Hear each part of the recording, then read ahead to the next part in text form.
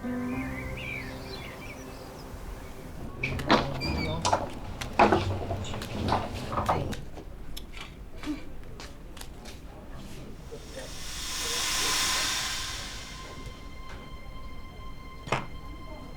wala na po bang pagkain? Nauubos na. Kaya bumili ka na lang ng pandesal dyan sa labas. May bisita kasi tayo eh. Bisita. Ate, si Mariel nga po pala. Girlfriend ko.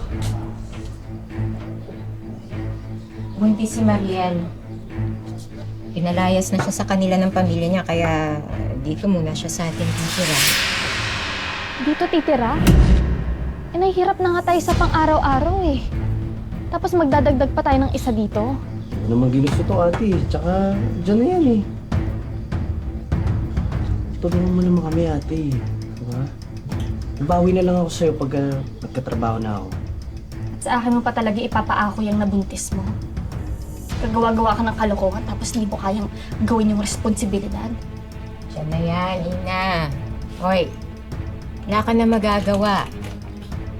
Kesa naman sa ibang tao mo ibigay yung pera mo.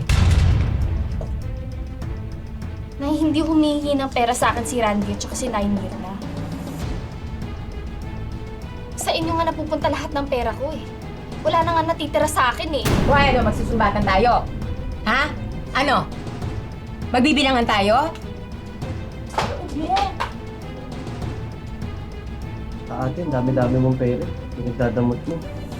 Akala mo ba hindi ko nakita yung pera na tinatago mo sa bag mo? Ano? Ano? Totoo ba to? Ha, Ina? Pinagtataguan mo ko ng pera, ha? Totoo yun, Nay. Nakita ko yung perang tinatago ni ate sa bag mo.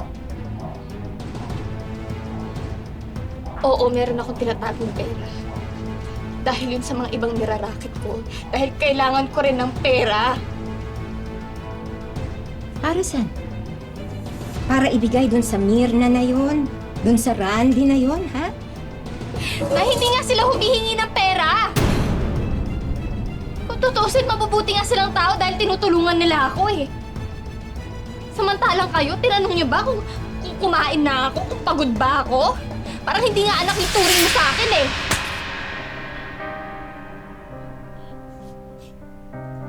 Huwag mong questionin ang pagiging nanay ko sa'yo. Wisit ka. Wisit kayo lahat. Maaga-aga aalatin ako sa inyo.